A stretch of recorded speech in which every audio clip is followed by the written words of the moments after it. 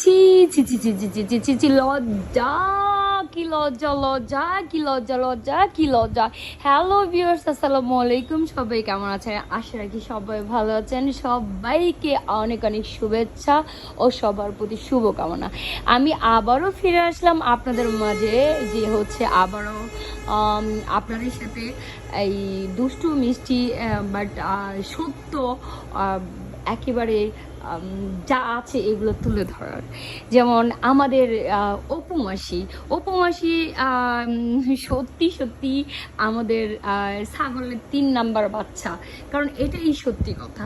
কারণ ছাগলের যদি 3টা বাচ্চা হয়, দুইটা বাচ্চা কিন্তু দুধ খায়, আর একটা বাচ্চা কিন্তু টিং রিং করে নাচে। হ্যাঁ, তো অপু বিশ্বাস মাসি হচ্ছে সেটা, যেটা হচ্ছে 2টা বাচ্চার মধ্যে তিনি 3 নাম্বার বাচ্চাকে তিনি কিন্তু দুধও পায় না, আর কোনো কিছুই পায় না, শুধু লাত্তি পায়, আর তিরিং বিরিং করে নাচে লাত্তির সাথে। তো আসলে উপবিশ্বাস ম্যাডাম, আপনাকে একটা কথা বলি, আপনার আসলে এখনো শিক্ষা দীক্ষার অনেক অভাব। মানুষ যদি বই পুস্তকে পড়াশোনা না করে, তাহলে মানুষের বেসিক কিছু নলেজ দিয়ে সে শিক্ষা গ্রহণ করতে পারে। আপনার বেসিক নলেজটুকু পর্যন্ত নাই, যেটার জন্য হচ্ছে আপনি পদে পদে হচ্ছে নিজেকে আসলে ছাগলের 3 নাম্বার বাচ্চা প্রমাণ করেন, নিজেকে একটা হেংলা, একটা চরিত্রহীন, একটা খাটাস, একটা গন্ধযুক্ত ডাস্টবিন প্রমাণ করেন। শোনেন, যে আপনি যদি ভালো ভালো যদি ভালো বংশের, ভালো যদি ফ্যামিলির, ভালো যদি আপনার ব্যাকগ্রাউন্ড, আপনার মধ্যে যদি ন্যূনতম জ্ঞান এবং ন্যূনতম যদি আপনার মধ্যে এই নিজের প্রতি যদি একটা ঘেন্না বা নিজের প্রতি যদি কিছু থাকতো, তাহলে আপনার মনে করা উচিত ছিল যে 2016 সালে আপনাকে লাথি উষ্টা মেরে আপনাকে বের করে দিয়েছেন আমাদের মেগা স্টার শাকিব খান। সেক্ষেত্রে আপনি কিভাবে হচ্ছে মেগা স্টার শাকিব খানের ওয়াইফ আপনি দাবি করেন? আপনার তো লজ্জা থাকা উচিত। আপনাকে স্পষ্ট ভাষায় আপনাকে তালাক নোটিশ দিয়েছে, আর আপনিও সেখানে সই স্বাক্ষর করে দিয়েছেন আপনার নিজের মুখের কথা। তো সেখানে আসলে বারবার আপনি আমার ফ্যামিলি, আমার হাজবেন্ড দাবি করতে পারেন না। ওকে ফাইন, আপনি এটা বলতে পারেন আব্রাহানের বাবা। কারণ এটা কেন বলতে পারেন? কারণ আব্রাহানকে যদি শাকিব খান যদি আপনার আব্রাহানের বাবা হয়, সেভাবে আপনি শাকিব খানকে আব্রাহানের বাবা বলতে পারেন। আপনি শাকিব খানকে নামও ধরে বলতে পারেন না, আমাদের মুসলিম রীতি অনুযায়ী এটা হারাম। আর আরেকটা কথা, আপনি তো হারাম হারাম কিছুই বোঝেন না, কোনটা হারাম কোনটা হালাল। কারণ আপনি যেহেতু ফাটার মাংস খান, ফাটার মাংস খাওয়া মানেই হচ্ছে পাঠার গোস্ত খাওয়া মানেই হচ্ছে হারাম। যেহেতু আমরা কখনো আমরা মুসলিমরা পাঠা খাই না, যে পাঠা আসলে আমাদের একটু এক্সট্রা অন্য কিছু, যেটা হচ্ছে আসলে আমি এখানে বলতে চাচ্ছি না। তো আপনি যেহেতু পাঠার মাংসই খান, তাহলে আসলে আপনি হারাম আর হালাল আপনি কি করে বুঝবেন? সো সেই ক্ষেত্রে আপনাকে হারাম হালাল বোঝার মতো যদি আপনার কোনো মুসলিম ফ্যান ফলোয়ার্স থেকে থাকে, তাহলে তারা আপনাকে বুঝিয়ে দেওয়া উচিত। কারণ মুসলিম ধর্মে যেরকম পাঠার মাংস খাওয়া হারাম, সেরকম হচ্ছে মুসলিম ধর্মে একজন ডিভোর্সি নারী, একজন ডিভোর্স প্রাপ্ত হাজবেন্ডের সাথে কথা বলা হারাম, তার সামনে যাওয়া হারাম, তার নাম নেওয়া হারাম। এটা মনে হয় আপনার কোনো নলেজ নেই। ইভেন হচ্ছে আপনার নলেজ থাকবে কোত্থেকে? আপনি যদি মাধ্যমিক দেওয়ার পর যদি উচ্চ মাধ্যমিক দিতে পারতেন, উচ্চ মাধ্যমিকের পরে যদি আপনি যদি অনার্স মাস্টার্স করতে পারতেন, তাহলে সেক্ষেত্রে হচ্ছে আপনার কিছু বেসিক ধারণা হতো মুসলিম সম্পর্কে। যেহেতু আপনার মুসলিম সম্পর্কে শিক্ষাগতার থেকে আপনি পিছিয়ে আছেন, মুসলিম সম্পর্কে আপনার ধারণা কম, তাহলে আমার মনে হয় আপনার বেসিক ধারণাটা নেওয়া দরকার ছিল। কারণ আপনার যদি এত শুভাকাঙ্ক্ষী থাকে, মুসলিম কোনো শুভাকাঙ্ক্ষী থাকে, তাদের কাছ থেকে আপনার বেসিক ধারণাটা নেওয়া দরকার ছিল। কিন্তু আপনি একজন স্টিল নাও একজন ওয়াইফ আছে বুবলি, সে যদি হাজবেন্ড বলে, আমার ফ্যামিলি বলে, এতে আপনি অত হাসি দিয়ে আপনি এমন খিলখিল করে ছাগলের মতো হাসেন, ছাগলের মতো করেন। কারণ এগুলা না কইরা বিবেক বুদ্ধি দিয়ে কাজ করেন। আসলে আপনার মনে হয় লজ্জা শরমও একটু কম। মনে হয় কি ধর, আমি আবার এটা কি বলি, মনে হয় কি আপনার কোনো লজ্জা শরমে নেই?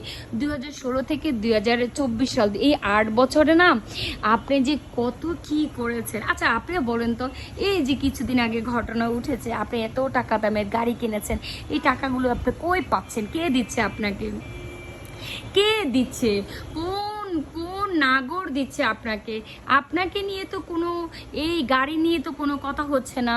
কেন হচ্ছে না? কারণ হচ্ছে কি, এখানে ওই যে হয় না, আসলে কি বলবো, যে আমাদের যদি রাস্তা দিয়ে যদি কেউ যদি এই কোনো পাগল যদি ন্যাংটা হয়ে থাকে, মানে কাপড় চোপড় যদি তার গায়ে যদি না থাকে, তো সেক্ষেত্রে হচ্ছে পাশের কেউ তাকে, তার দিকে তাকিয়ে হাসবে না, ইভেন তাকে নিয়ে কোনো বাজে মন্তব্য করবে না। সো আপনি হচ্ছেন এই টাইপের মানুষ যে আপনাকে নিয়ে কেউ মন্তব্য পর্যন্ত করে না, আপনাকে নিয়ে হাসা তো দূর থাক।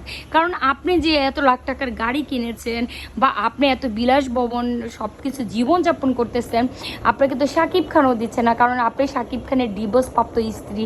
তাহলে আপনি কোথায় পাচ্ছেন? কারণ কেউ এগুলো নিয়ে মাথা ঘামায় না। কারণ ওই যে একটা কথা বললাম, রাস্তায় যদি একটা পাগল থাকে, পাগলের গায়ে যদি জামা কাপড় না থাকে, কেউ তার দিকে তাকায়ও না, তাকে নিয়ে সমালোচনা করে না। তদ্রুপ আপনাকে আমার মনে হচ্ছে আপনি মেন্টালি ডিসঅর্ডার, আপনার মানসিক সমস্যা আছে, আপনাকে ডক্টর দেখানো উচিত। কারণ আপনি পাগল হয়ে গেছেন। আপনি কি এখন বস্ত্র আছে না নিয়ে আপনি চিন্তা করতেছেন? আপনার মাথায় সারাক্ষণ শুধু বুবলি আর শাকিব খান ঘুরছে। কিভাবে শাকিব খানকে সরাবেন, কিভাবে হচ্ছে বুবলিকে সরাবেন, কিভাবে হচ্ছে বুবলির বাচ্চাকে আপনি ছোট করবেন, কিভাবে হচ্ছে বুবলির বাবাকে, বুবলির বাচ্চাকে বাবা হারা করবেন, এটা আপনার মাথায় সারাক্ষণ ঘুরে। তা এইটা ঘুরে কোনো লাভ নেই। একটা বাবা যতই খারাপ হোক না কেন, তার সন্তানের প্রতি তার ভালোবাসা থাকবেই, এইটা আছে, থাকবে। আর শাকিব খান যেহেতু মুসলিম, সে কখনোই কোনো খারাপ আর কখনো কোনো সে বাজে মানুষ নয়। হ্যাঁ, কারণ আর যদি তার যদি রুচির কোনো দুর্ভিক্ষ লাগে, তো আপনার মতো নোংরা ডাস্টবিন যুক্ত মহিলার সাথে কথা বলবে। আপনার মতো নোংরা ডাস্টবিন যুক্ত মহিলা যে এত কথা বলে, তার কান পর্যন্ত যায় কি না, আসলে এটা আমার একটা চিন্তার বিষয়। আমার না, আমাদের দেশবাসীর। কারণ একটা মহিলা হয়ে সে এরকম গন্ধযুক্ত ছড়াচ্ছে ডাস্টবিনের মতো। সে একটা ডাস্টবিনের মতো, ডাস্টবিনে যেরকম ঢাকনা খুলে দিলে গন্ধ পুরা একেবারে মহল্লা ছড়ায় যায়, সেরকম হচ্ছে ডাস্টবিন। আপনি একটা ডাস্টবিন, আপনি যখন মুখটা খুলেই হাহ করেন না, তখন হচ্ছে গন্ধ। আপনি দেখেন এই কিছুদিন একটা আপনার পাদ দিয়েছেন, আপনার পাদের গন্ধে আপনি হচ্ছে আপনার মানে ইয়ে পর্যন্ত চলে গেছে, মানুষ এইখানে থাকে নাই, বুঝছেন? কারণ এত এত পাদে আপনার দুর্গন্ধ। আপনার পাদে যদি এত দুর্গন্ধ হয়, আপনার মুখে কত দুর্গন্ধ, বুঝেন? কিন্তু ধৈর্য করে মানুষ তারপরেও থাকে। যাই হোক, এত কিছুর পরেও যদি আপনার লজ্জা না হয়, তাহলে আপনি কোনো কিছু বই পুস্তক নিয়ে পড়বেন, সেটার মধ্যে মানুষ কিভাবে নিজেকে গুছিয়ে সুন্দর রাখে, কিভাবে মানে লোভ লালসা থেকে বিরত থাকে, কিভাবে তার মধ্যে চিন্তা ধারণা আসে যে লজ্জা পাওয়া, কাউকে নিয়ে কটূক্তি, ছোট করে কথা বলা, কাউকে একটা ডিভোর্স প্রাপ্ত একটা নারীর কতটুক পর্যন্ত যাওয়া উচিত, কত দূর পর্যন্ত গেলে সে পাপমুক্ত থাকবে। তো আসলে আপনি স্টেম লেভেলের সব কিছু করে ফেলতেছেন। কারণ আপনি যদি আজকে যদি আপনি এমন যদি সতী সাধ্বী যদি হন, তো আপনি একটা কাজ করেন, শাকিব খানকে বলেন যে আপনাকে বিয়ে করে ফেলতে। আর সেটা একেবারে বাজিয়ে গাছিয়ে এরকম লুকোচুরি, আপনি এরকম ঢং না করে, আপনি লুকোচুরি না করে আপনাকে বলেন যে আপনাকে বিয়ে করতে। কিন্তু না, শাকিব খান তো সেটা করবে না। শাকিব খান আপনাকে আগেও টিস্যুর মতো ইউজ করে ধুমড়ে পুচড়ে আপনাকে ফেলে দিয়েছে, এখনও আপনাকে টিস্যুর মতো ইউজ করে আপনাকে ধুমড়ে মুচড়ে আপনাকে ফেলে দিয়েছে, বুঝছেন? আপনি হুদাই ফাল পারতেছেন। ওই যে বুবলি বলেছে না, যে আপনার মুখোশ যদি বুবলি টান দেয় না, তাহলে আপনার মুখোশটা একেবারে খুলে আপনার যে বরণযুক্ত যে চেহারাটা ছিল আগের, সেই বরণযুক্ত নোংরা চেহারাটায় বের হয়ে যাবে। আসলে আপনি সত্যি ছাগলের 3 নাম্বার বাচ্চা, যার জন্য হুদাই লাপান। না খাইতে পারেন দুধ, না খাইতে পারেন ঘাস, অথচ আপনি খান শুধু লাথি উস্টা।